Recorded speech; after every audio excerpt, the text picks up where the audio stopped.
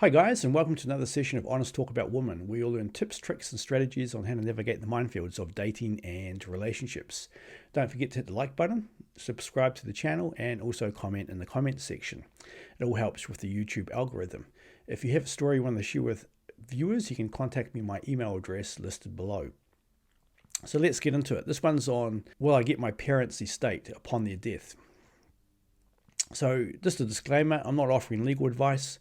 I'm just speculating on what could happen. So long gone are the days where it was very simple when your parents died and you inherited their money. There's a lot of laws now, probate laws, which we'll go into, that make it an extremely complicated process of settling up and squaring off with the various parties upon your parents' death or your parents' death.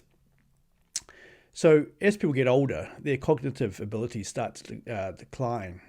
The aging process can catch up and take over you.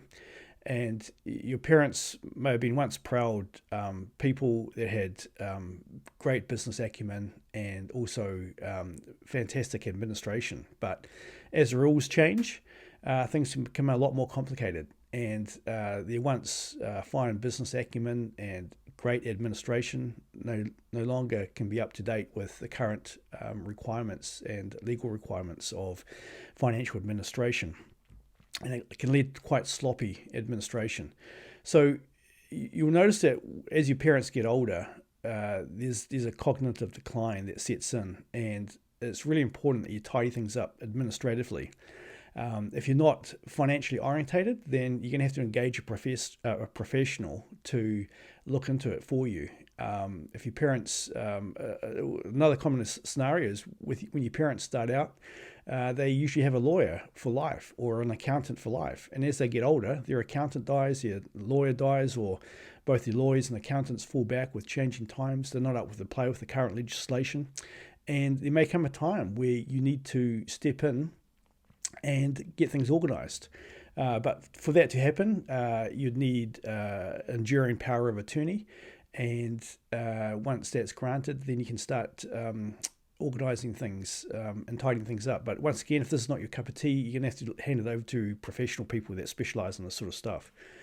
So what I've noticed with several elderly people that I know of is they've gradually got older and their cognitive decline has occurred and their financials are a complete mess. And in their prime, they had shares overseas on the US exchanges, on the UK exchanges, Australia, and also they've got commercial property, commercial businesses that are leased out, and the leases aren't up to date.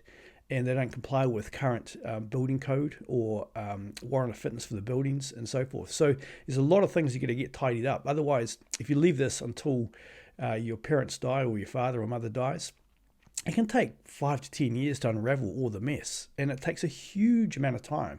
And if you've got a young family and you're busy at PTA meetings, sports events, shuttling your kids around, being an Uber driver, you just don't have time for this. And so this is why you've got to be proactive leading up to your parents as they get old. So there's a lot of examples of what can happen when parents die. And once your parents do die, it goes into the probate stage. And probate in New Zealand is a legal process that confirms a will and the executor's right to manage the deceased's estate. So assuming they have a will, then their financials need to be tidied up.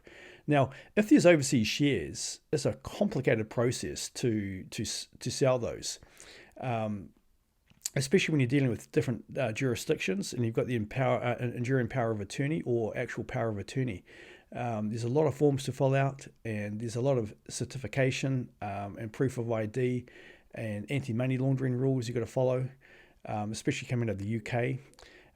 So it's a very tedious process. So if you're leading up to your parents and you see that they're in cognitive decline and one of them's perhaps in a nursing home and the other one's living by themselves, but there's a complicated trust structure set up, you need to simplify things. And it may come to the time where you need to dissolve the trust and simplify things, because Dissolving trusts there's a process involved, and that's best left to the professionals.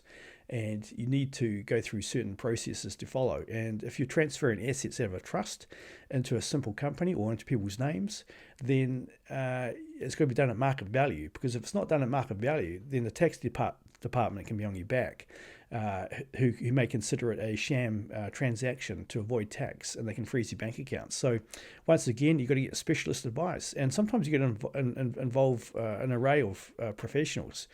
An accountant, a registered valuer, a lawyer, and the list goes on. There's a lot of people. So bank deposits, account codes, account numbers, and passwords. So we live in a day now, an age of digital transactions, and everyone has usernames and passwords for logons to separate platforms, and who has all those codes and passwords? So that's something that's going to be put away, that to be opened up upon someone's death. And believe me, people forget their codes and passwords because there's so many different platforms. So your parents have died, the bank automatically freezes the bank accounts. And if it's an individual, that's just purely to protect the funds until the estate can be settled. And this is the tricky thing. It goes into probate, and not only does things get frozen on the bank account front, but also the tax department wants to make sure that their taxes are clean.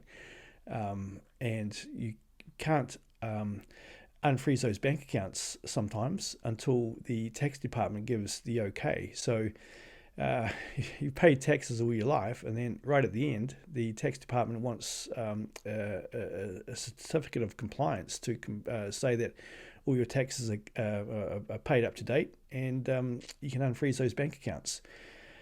If there's joint accounts, the surviving account holder can usually continue to use the account. However, some banks may freeze joint accounts after one of the signatories die. I do know that in New Zealand banks do allow for about, I think it's about 10,000 for a funeral expenses. They allow that cash to come out, but apart from that, everything else is frozen. If the deceased was a sole director or a trader of a company, the bank will freeze the business accounts. So if he was running the business and he was doing the payroll, then there's going to be complications because people need to be paid, and the bank has frozen the bank account. And things don't get done that quickly when you're dealing with a deceased estate. It takes time. So people may be without a pay slip for quite some time, and I'm not too sure how long people will hang around who aren't getting paid. So if there's no will, and who gets the money? In New Zealand, under New Zealand law, the person who died, their partner gets the money. But if the person who dies doesn't have a partner, then the children get the money and it's split equally. And if he has no children, then the parents of the person who deceased gets the money. And if they don't have any current partner, or any children or any parents that are alive, then his siblings or her siblings get it equally distributed amongst them. But if the person who's died has no partner, no children, no parents, no siblings, which is not uncommon, a lot of people lose a lot of people around them just through death, and no surviving family, then the government gets the money. So you got to give it some careful consideration. Do you really want the money going to the government, who could spend it in ways that you're not aligned to? So it's really important that to stop that from happening, you make sure your parents have a valid will, and that needs to be witnessed by two people. And it needs to be done by a professional. So it needs to be done at arm's length, and you've got to make sure that it's the T's are crossed and the I's are dotted, because it will get null and void if it's not done properly. So again, you've got to leave that to the professionals to do that. So there's a lot to get organised, guys. As your parents get old, they're not administratively orientated as they used to be, and things become too complicated. And this is where you've got to step in and take leadership with your siblings. Maybe you have a great relationship with your siblings. Maybe you don't. If you don't have financial acumen or financial skills, you're going to have to get professionals involved and get an enduring power of attorney while they're alive to get it sorted out. And another thing you've got to factor in is nursing home costs. In New Zealand, it's about $70,000 a year. So there'll become a stage where maybe one of your parents can no longer live at home with your mother or vice versa. And he needs to go to a nursing home. And you got to look at the costs associated with that and how that budgets out. So there's a means test in this country on what the government will contribute. If you have no assets, I think it's about 200,000 or less, the government will pick up the tab. But if you have more than 200,000, it's about 70,000 a year. So budget maybe 5 years in a nursing home, that's 350,000. You got to factor into your budget. So it's not plain sailing as it was previously. There's a lot more complications to it now, and there's plenty of stories around town of kids who are still going through this process where their parents have died and it's been a financial mess, and they're trying to track down things, and they hire private investigators and financial investigators to ascertain where the money is. So get on top of it, guys, because it'll make things a lot easier once your parents have died to clean up. So that's my tips and tricks for today, guys, on parents' estate. It's not something that you want happening because you want your parents around forever, but eventually time will overtake them and they'll go into cognitive decline. And you see it all the time with elderly people. And you've got to rise up to the occasion and get things sorted out. And if you don't have the skills, get the professionals involved, but get good professionals, not just Joe Public professional. You need a competent one, or competent professionals. So I hope you got something out of it. Until next time, take care. And don't forget Alpha Dating, Amazon.com, on Kindle. It's a fantastic read, very reasonably priced, and it can be with you in minutes. Until next time, take care.